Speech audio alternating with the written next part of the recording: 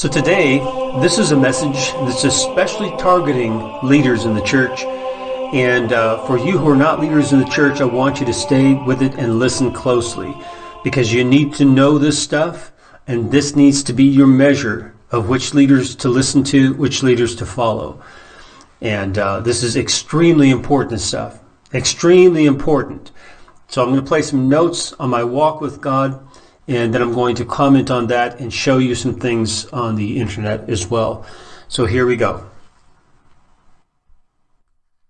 Why should we as leaders and ministers not take money for ministry? And it's not like we're trying to get rich or something. If some are, then they should be ashamed of themselves. But the reason is because we don't want to give any reason for blame. We don't want to give them any reason to think evil of us. Now, some are still going to think evil of us. There's no way around that. But we need to give the least possible reasons for people to think evil of us as ministers. So you've got to stop taking money from the people you're ministering to. Because today, that's one of the biggest complaints, is abuse of finances by ministers, by those who are supposed to be preaching the gospel. So all I have to say is just stop.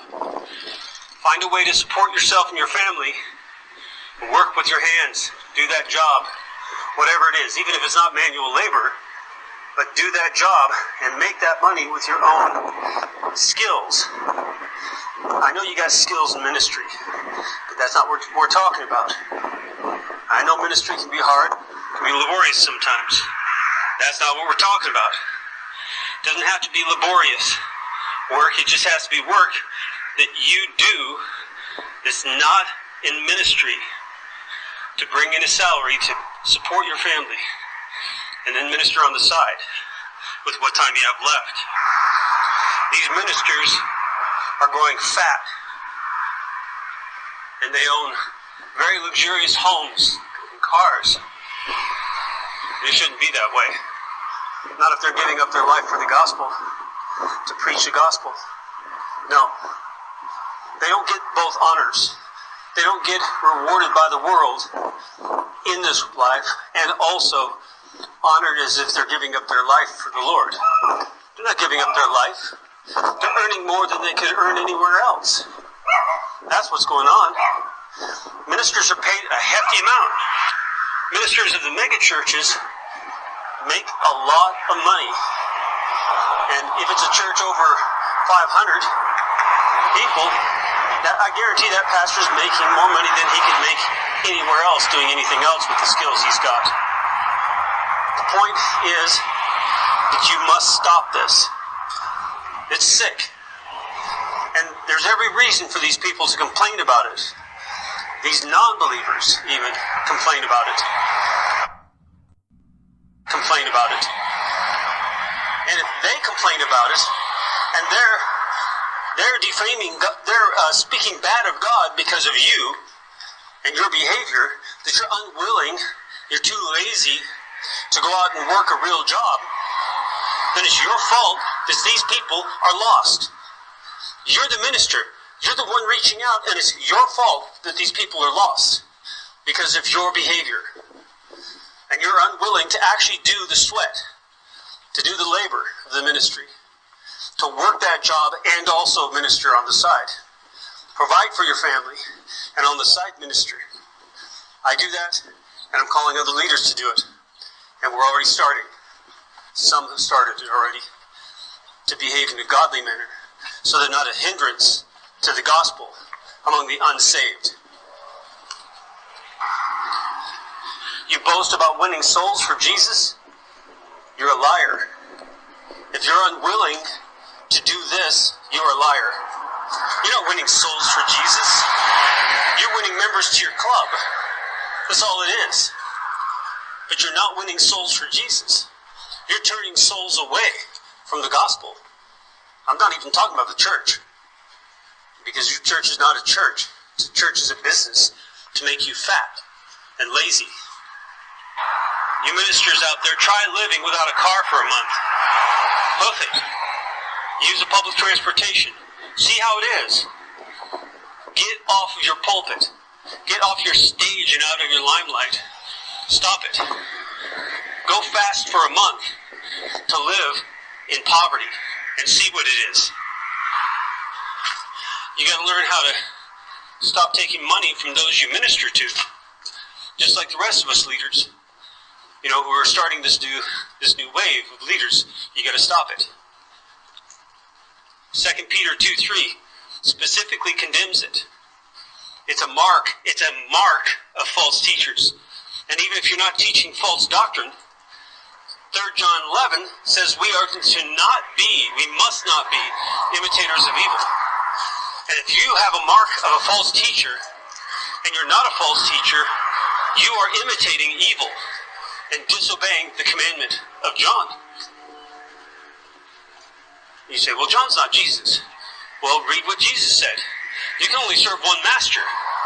Which master are you going to serve? Well, I'm not serving money. I'm just getting money for my family to live on. But you're doing it at the expense of the souls of men and women. You're building your family on the backs of the bodies of men and women. And those bodies are going to be sent to the burning lake of sulfur because of you. Because of you. Think about that. If you're unwilling to sacrifice for that, then quit ministering. If you're unwilling to sacrifice by taking a job and working with your hands and ministering on the side in order that those people won't be lost, then you need to quit ministering. Step down from leadership.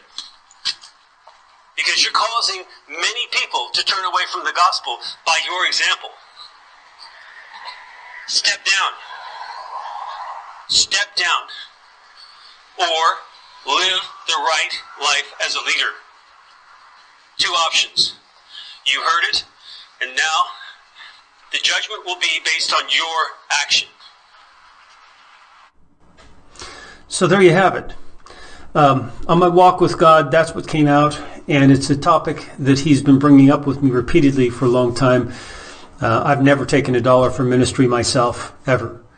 In the 14 years that I functioned in pastoral position in the church, I didn't take $1. It was all voluntary service. Then I went to seminary, and afterwards I told God I couldn't go into church as a profession being paid for it. And so he led me to a job where they required that I get a business license, and that's how I became a businessman. The last thing I ever wanted to do in my life was to be a businessman and do business. It was the most boring, irrelevant thing to me. And yet that's where God put me. So that's what I am. That's what I do for making a living for my family. So I'm a business professional. I make a living for my family. I own my own business. That's what I do. And on the side, I minister. I am also a missionary. I was a missionary in Poland for 6.5 years, and I'm currently, when I go to Ukraine, I do some missions work there as well. And so for about the past 14 years, really, I've been doing missions, and because it was 2005 is when I started. And then before that, it was as a pastor for 14 years. And I've never taken donations. I've never taken $1 for ministry. I've never gotten paid by any organization or denomination or anyone. I have supported myself 100%. So that's what I'm calling all leaders to do in order to save the souls of some of those who are legitimately complaining about the abuse of money in the leadership in the church. So, like I said in the notes, some people will speak bad of you no matter what, no matter how pure you are, and blameless even, that they will still speak bad of you. That's a problem with their character and their soul, right? There are some ways to reach some of those people, but what we need to focus on is our own part in that. So we are above reproach. Okay? We do not have anything concrete that can be pointed at and blamed, right? Saying, hey, look, this is why I don't believe in God. This is why I don't go to church. You don't want to get before God and have these people show up and testify to God that the reason they didn't believe in him, the reason they didn't follow him or trust him or fellowship with other believers is because of you. Even if you say, well, listen, but I really didn't do anything wrong, right? They'll say, but it looked like you looked just like these other guys who were obviously doing something wrong.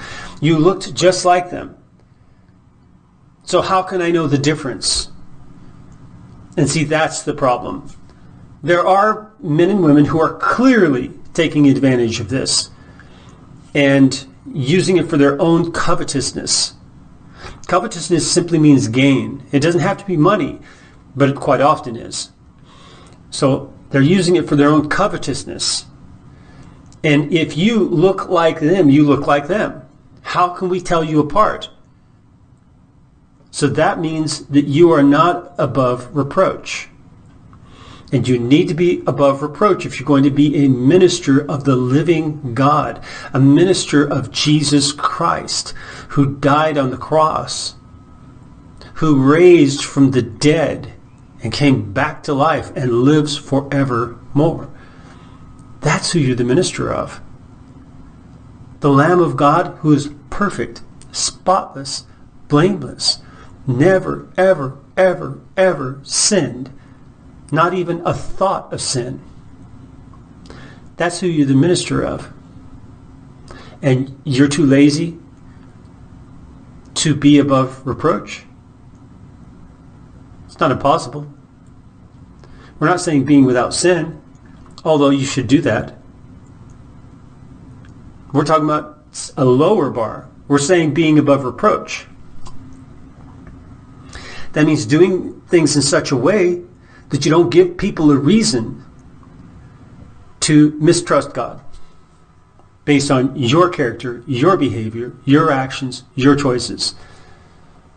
That's what we're talking about. And this isn't just for leaders. This is for all Christians. All those who call themselves followers of Jesus Christ should be above reproach, but especially leaders. And it's especially a problem for leaders because they're the ones making the money off of those who are ministering. Is despicable. It's awful. In the next video, I'm going to go through many leaders and their net worth. And you'll find some absolute surprising names in there. Some of them you know already. Some of them you'll be absolutely surprised. Some of them you don't even know the names, but you'll be surprised where they are in the world. And these are the most egregious perpetrators of covetousness. One of them will really sadden you. Some of you will really get angry at me for saying that he is among these other men. You'll be very angry with me. And I guarantee that probably I'll lose a lot of subscribers. 90% of you will be angry with me. I guarantee it. Absolute guarantee it. He's considered probably the only man who would be up for a sainthood in the Protestant churches, and all the Protestant churches would agree. Stay tuned for that second video, okay? But right now, you need to look at yourself. You need to say, am I above reproach, or am I causing many, many to not put their trust in the living God? And therefore, I'm building my life on the bodies of those men and women, those bodies that will be sent to the lake of burning sulfur. Irrevocably sent. It will not be reversed, and it's because of me. At least I'm part of the problem. You need to not be part of that problem. May the Lord bless you as you seek him and obey him with all your heart. Remember to subscribe down below and like the video and share it on your Facebook and other social media. And then make a comment, whether a question or a comment. We read all of them, and we try to respond to all. Get on over to our website, The Rooted Word, and start reading the translation and also the articles we've posted. It's at therootedword.com, therootedword.com. And may the Lord bless you as you seek Him with all your heart.